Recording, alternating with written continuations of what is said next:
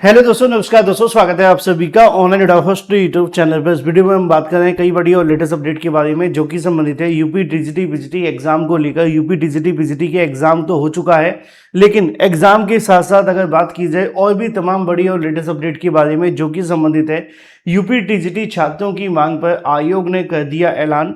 UP TGT छात्रों की जो स्पेशल मांग थी, इसको लेकर यहाँ पर उत्तर प्रदेश शिक्षा सेवा चयन आयोग के माध्यम से एक बड़ी अनाउंसमेंट आप सभी के लिए कर दी गई है। इस वीडियो में 3 से 4 बड़ी अपडेट हम कवर करेंगे। चैनल को सब्सक्राइब करके बेल आइकन को दबा लेना, वीडियो को लाइक कर देना, जिससे कि आपको रियल ऑथेंटिक जानकारियों के नोटिफिकेशन ऑनलाइन एडोफर स्टडी यूट्यूब चैनल के माध्यम से मिलते रहे।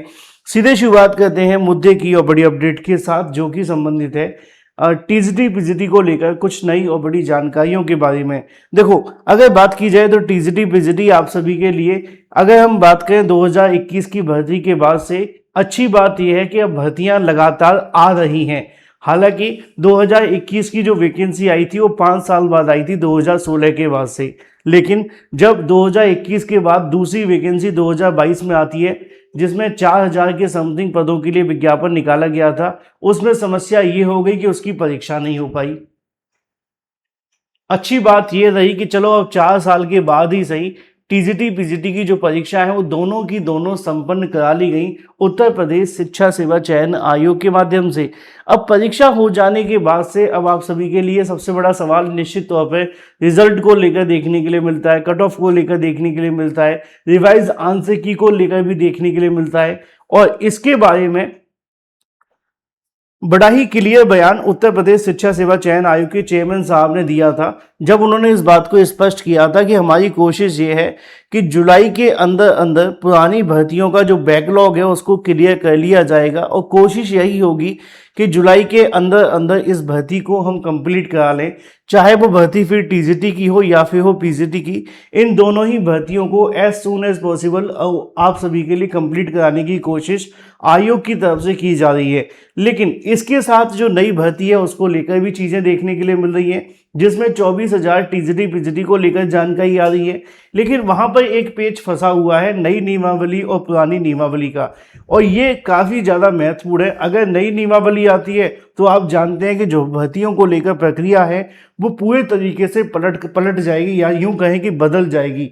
लेकिन अगर पुरानी नियमावली आती है तो इस बात को कहने में कोई संशय नहीं है कि अगर पुरानी नियमावली से भर्ती होती है तो भर्ती की प्रक्रिया आप सभी के लिए पूरी की पूरी तरीके से एज इट इज रहेगी, जो आपकी पहले हुई करती थी। क्योंकि पुरानी का मतलब ही वही हुआ ना कि जो पहले आप सभी के लिए प्रोसेस में था उसी को लागू किया जाए। अब यहाँ पर आप सभी के लिए उत्तर प्रदेश शिक्षा सेवा चयन आयोग के माध्यम से एक बड़ा बयान दे दिया गया है। बहुत सारे अभ्यर्थी कमेंट बॉक्स के अंदर कई बार पूछते रहते हैं, सर मेरे इतने क्वेश्चन है, सही होंगे कि नहीं होंगे। उनको मैं बता दूं कि इससे संबंधित मैंने जानकारी पहले ही आप सभी को एक कट ऑफ की वीडियो के माध्यम से दे रखी है, जिसमें 2 वीडियोज़ की तरफ से 2 वीडियो बना करके मेरी तरफ से आपको बताया गया है कि क्या सेफ नंबर आपके हो सकते हैं।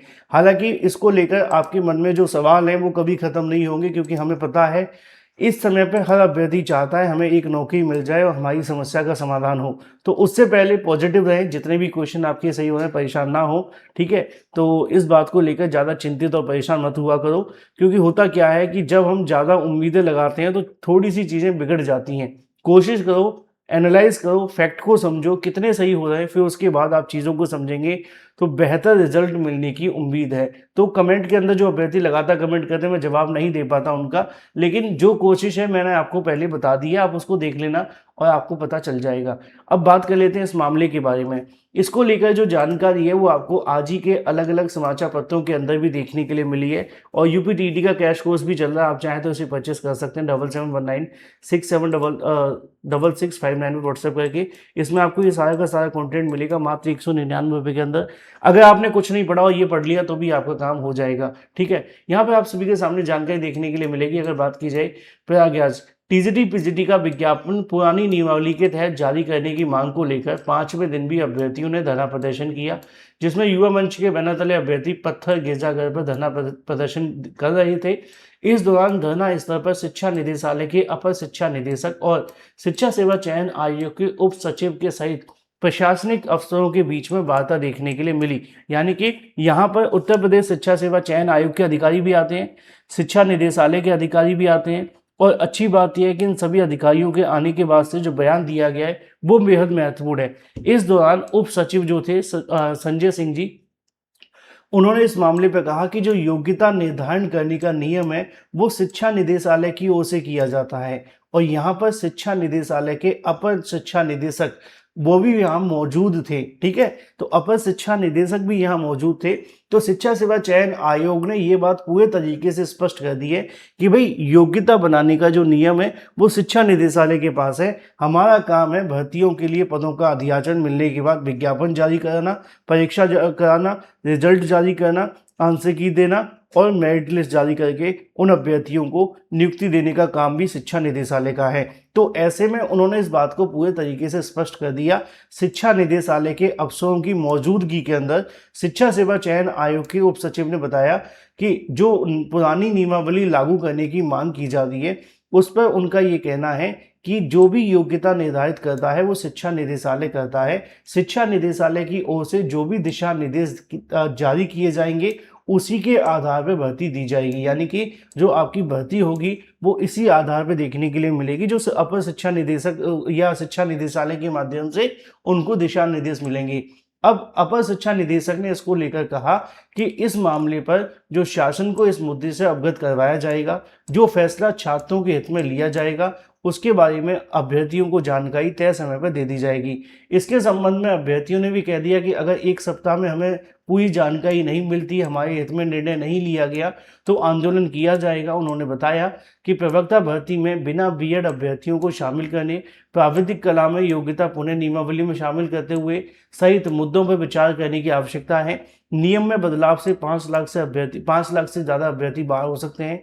इस अवसर पर बहुत सारे अभ्यर्थी मौजूद हैं जिनके यहाँ नाम लिखे हुए हैं, लेकिन काम की और महत्वपूर्ण बात आप सभी के लिए ये है कि शिक्षा सेवा चयन आयोग के अधिकारियों ने जो योग्यता संबंधित मामला है वो पूरे तरीके से शिक्षा निदेशालय पर डाल दिया है, और जो शिक्षा निदेशालय है उसकी तरफ से इस मामले पर जो डिसीजन है वो शासन के ऊपर डाल दिया है, क्योंकि टेक्निकली जो डिसीजन लेना है वो शासन की तरफ से लिया जाएगा। शासन किसको छूट देना चाहता है, किसको बदलना चाहता है, किस में बदलाव करना चाहता है उस पर डिपेंड करेगा। तो अधिकारियों ने इसको लेकर पूरे तरीके से स्पष्ट कर दिया है।